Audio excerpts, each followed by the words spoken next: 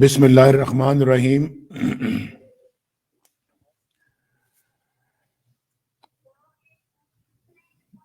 جی بیچ میں خلل پڑ گیا تھا، میں دوبارہ اپنی تقریر کا آغاز کرتا ہوں۔ میں اس کانفرنس کے انعقاد پر محترمہ Asma Jahangir foundation, supreme court bar association, Pakistan bar council اور تمام منتظمین کو دل کی گہرائیوں سے میں مبارکباد پیش کرتا ہوں، اور اس کانفرنس میں شریک ملکی اور غیر ملکی مہمانوں کو بھی خوش آمدید کہتا ہوں۔ یہ کانفرنس اس لحاظ سے بہت خاص ہے کیونکہ جس نام سے یہ منسلک ہے وہ نام بھی بہت خاص نام ہے، آسمہ جہانگیر۔ آسمہ جہانگیر صاحبہ اپنی جد و جہد، اپنی حق گوئی اور انصاف اور اصولوں کے لیے جس سوچ کی نمائندگی کرتی تھی، جس میں جمہوریت ہے، آئین اور شہری آزادیاں، وہ سوچ الحمدللہ آج بھی زندہ ہے۔ اور میں سمجھتا ہوں کہ آسمہ جہانگیر حقیقت میں ایک تحریک کا نام ہے، اور یہ تحریک آج بھی جاری ہے۔ آپ سب خواتین و حضرات کی یہاں پر جو موجودگی ہے، یہ اس امر کا ثبوت ہے کہ یہ جد و جہد، یہ سوچ اور حق کی تلاش کی جستجو نہ تھمی ہے، نہ رکی ہے اور نہ رکے گی، بلکہ سچ تو یہ ہے کہ اس جد و جہد میں اللہ کے فضل و کرم سے ایک نیا جذبہ پیدا ہو رہا ہے۔ سپریم کورٹ بار ایسوسی ایشن کے انتخابات میں محترمہ آسمہ جہانگیر پینل کو جو کامیابی ملی، یہ بھی ایک دلیل ہے کہ آسمہ جہانگیر کی حق گوئی کا پرچم تھامنے والوں کی تعداد میں مزید اضافہ ہوا ہے۔ میں جناب آسن بھون اور ان کے رفقا کو الیکشن میں کامیابی پر، بہت عمدہ کامیابی پر مبارکباد دیتا ہوں، اور امید کرتا ہوں کہ انشاءاللہ وہ آسمہ جہانگیر کا پیغام ہر جگہ پر پہنچائیں گے۔ آسمہ جہانگیر صاحبہ سے میرا قریبی ربط اور تعلق رہا ہے، اور انہوں نے جب زندگی کی آخری سانسیں لیں تو اس وقت بھی آخری بات ان کی مجھ سے ہوئی تھی، ٹیلی فون کے اوپر۔ وہ دنیا بھر میں پاکستان کی پہچان اور ایک توانا آواز تھی، اور ہر مظلوم کی مدد کے لیے آمادہ رہنا، تیار رہنا ان کی فطرت کا حصہ تھا۔ کسی ظلم اور زیادتی کے خلاف پوری قوت سے ڈٹ جاتی تھی، اور میں اگر یہ کہوں کہ آسمہ جہانگیر تمام عمر عدل و انصاف اور سچ اور حق کی جنگ لڑتی رہی تو یہ غلط نہیں ہوگا۔ بلا خوف سچ کہنے والی بہادر خاتون تھیں۔ آمریت کے اندھیرے ہوں، آئین پر شب خون ہو، عدلیہ کی آزادی چھیننے کا کوئی وار ہو، یا پھر جمہوری حکومتیں یا عدلیہ اپنے آئینی کردار سے تجاوز کرے، آسمہ جہانگیر پوری قوت سے مقابلہ کیا کرتی تھی۔ آج موجودہ جبر اور گھٹن کے ماحول میں یقین مانیں کہ آسمہ جہانگیر کی بہت کمی محسوس ہو رہی ہے۔ خواتین و حضرات، میں وکلا برادری کو بھی خراج تحسین پیش کرتا ہوں کہ ملک میں آئین کی بالادستی کی بات ہو، قانون کی حکمرانی کا سوال ہو، عدلیہ کی آزادی کی جدوجہد ہو، اظہار رائے کی آزادی خطرے میں ہو، وکلا برادری ہراول دستہ بن کر میدان میں موجود رہی ہے۔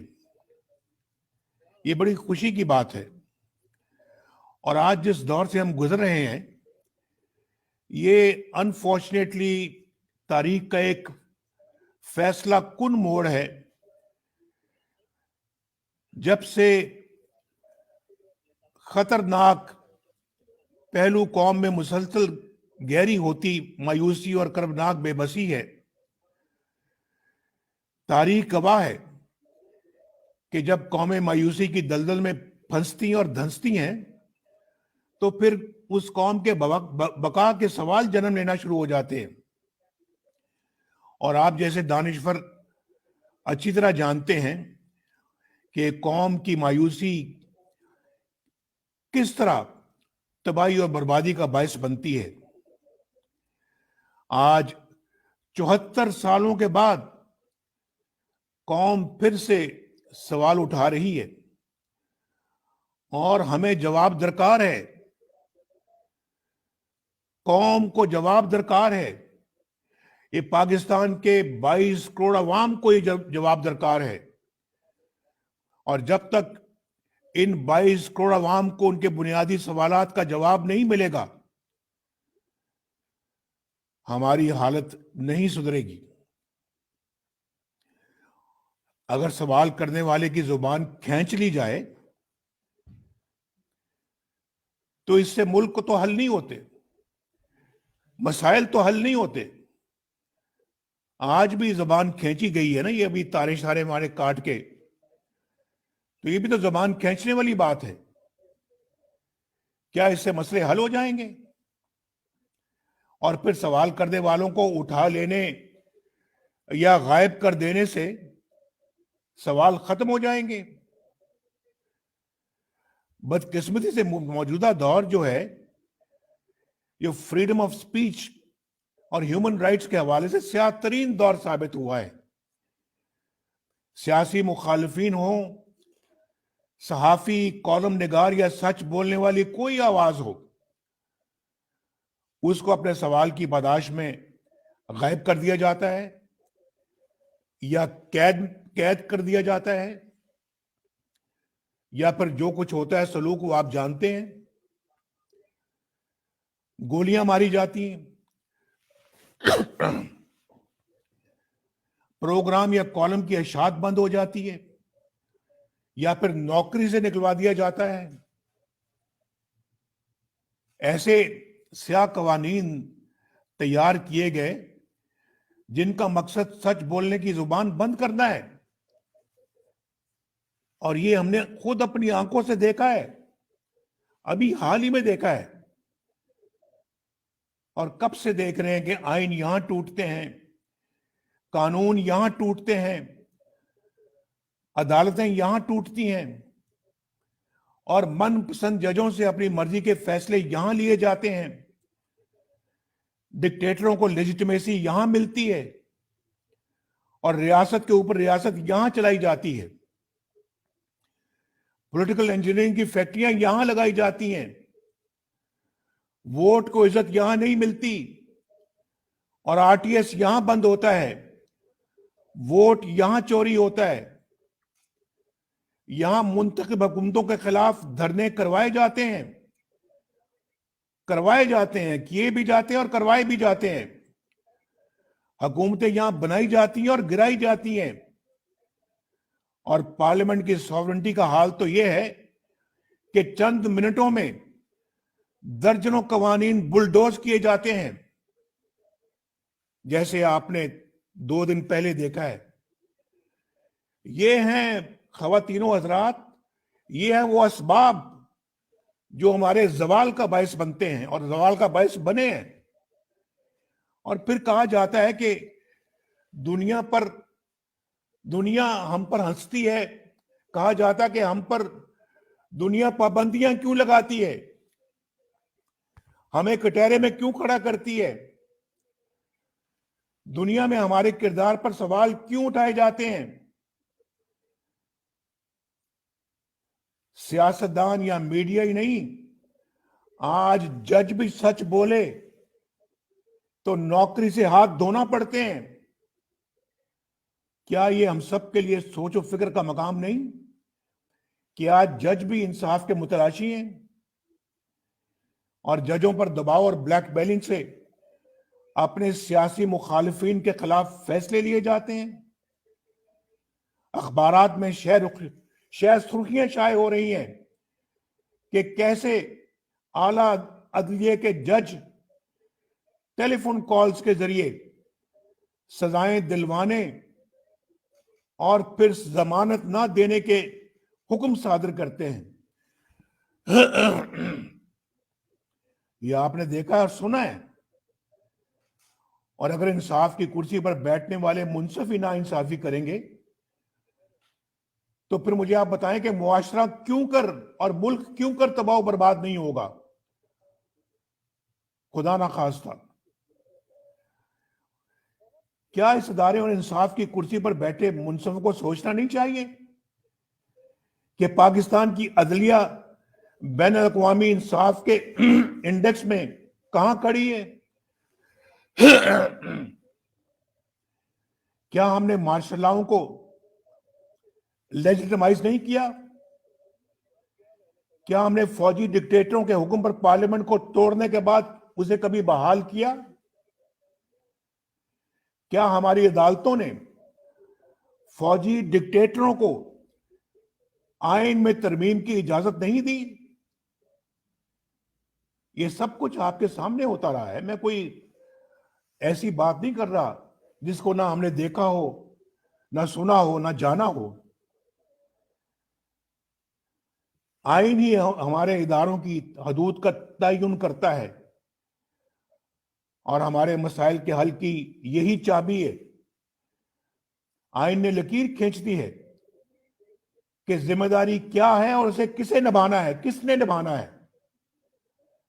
اس سے بڑی بدنصیبی کی بات کیا ہوگی کہ اس ملک کے اندر ڈکٹیٹروں نے سرے عام کہا، یہاں تک کہہ دیا کہ آئین کاغذ کا ایک ٹکڑا ہے جسے ردی کی ٹوکری میں پھینک دیا جائے۔ یہ الفاظ ہیں، آپ نے بھی سنے ہیں، میں نے بھی سنے ہیں، ٹی وی پر بھی سنے ہیں، اخباروں میں بھی پڑھے ہیں۔ تو میرے معزز بہنوں اور بھائیوں، ہمیں بھی تو پھر اپنا محاسبہ کرنا ہوگا اور کہیں نہ کہیں سے تو شروعات کرنا ہوگی۔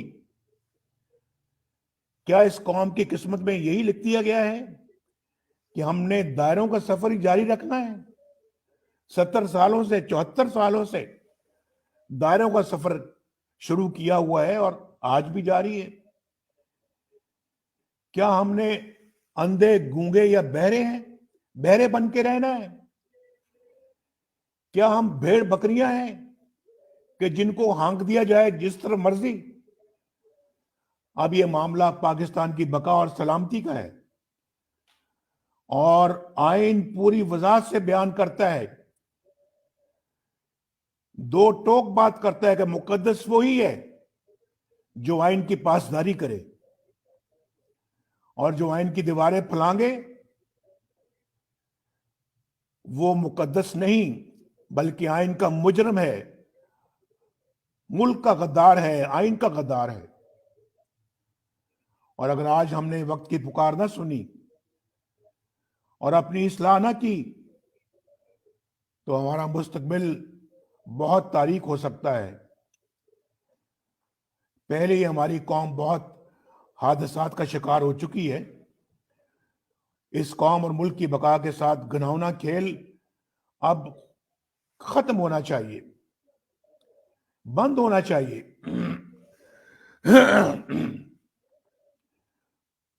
میں سمجھتا ہوں کہ اس وقت ہم سب کو مل کر ایک قومی بیانیے پر متفق ہونے کی ضرورت ہے۔ آئین کی پاسداری اس کے ساتھ وفاداری اور اس کی روشنی میں اپنی حدود میں رہ کر فرائض کی بجاوری، یہی ہمارے مسائل کا حل ہے۔ سوری۔ اور اس کے لیے وکلا برادری، دانشور، جمہوریت پسند میڈیا، سول سوسائٹی، انسانی حقوق کی تنظیمیں اپنا بھرپور کردار ادا کر سکتی ہیں، اور اس میں طلباء بھی شامل ہونے چاہیے۔ ان سب کو اپنا کردار ادا کرنا ہوگا، اور تاریخ گواہ کہ جب معاشرہ اپنے نصب العین کو طے کر لے تو پھر ہر رکاوٹ ختم ہو جاتی ہے۔ یہ پاکستان کے 22 کروڑ عوام کا حق ہے کہ ان کو مہنگائی، بے روزگاری اور معاشی تباہی سے نجات ملے، انہیں صحت، تعلیم، انصاف کے بنیادی حقوق میسر آئیں، اور یہ کسی بھیک یا احسان کی صورت میں نہیں، بلکہ اپنے حق کے طور پہ۔ دنیا اور خطے میں وقوع پذیر صورتحال پکار کر ہم سے اصلاح احوال کی دہائیاں دے رہی ہے۔ اس لیے میں نے بار بار کہا کہ we have to put our house in order, اور ہمیں اپنی آنکھیں کھولنی چاہیے۔ تو ہمارے خلاف ڈان لیکس کا ڈرامہ رچایا گیا، جھوٹے مقدمات بنا کر سزائیں دلوائی گئیں، اور پھر آپ نے دیکھا ہے کہ کس طرح سے رسوا کیا گیا۔ لیکن اب وقت آ گیا ہے کہ ہم سب کو پاکستان کی خاطر اور دستور اور آئین کی حکمرانی کی خاطر، رول آف لا کے لیے، جمہوریت کی خاطر ایک پلیٹ فارم پر اکٹھا ہونا ہوگا، ایک قومی ایجنڈا بنانا ہوگا، اور اسے قومی تحریک کی شکل دینا ہوگی۔ میری گزارش ہے کہ اس کانفرنس میں دی گئی تمام تجاویز اور سفارشات کی روشنی میں فوری حکمت عملی مرتب کی جائے، سب لوگ بیٹھیں سر جوڑ کر، اور ایک حکمت عملی مرتب کی جائے تاکہ عملی جد و جہد کی راہ اپنائی جا سکے۔ یہ بہت ضروری ہے، ہم بہت لیٹ ہو چکے ہیں، اور مزید تاخیر کے ہم متحمل نہیں ہو سکتے۔ اس کام کو آج ہی بیٹھ کے کیا جائے، آج ہی، تاکہ جو کانفرنس ہو رہی ہے اور جو کچھ ہم سوچ رہے ہیں، کہہ رہے ہیں، اور جو پورا ملک کہہ رہا ہے، پوری قوم کہہ رہی ہے، اس پہ فوری طور پہ پھر عمل شروع کیا جائے، اور ملک کو اس گہری کھائی میں جو ہم گر چکے ہیں اس سے دوبارہ اٹھایا جا سکے، نکالا جا سکے، اور دوبارہ اپنے منزل کی طرف ہم اس کو روانہ کر سکیں۔ اگر ایسا نہ کیا تو پھر اس کو دوبارہ نکالنا، اٹھانا ناممکن ہو جائے گا، اور تاریخ آپ کو اور مجھے، ہم سب کو معاف نہیں کرے گی۔ آپ سب کا بہت بہت شکریہ۔ پاکستان پائندہ باد۔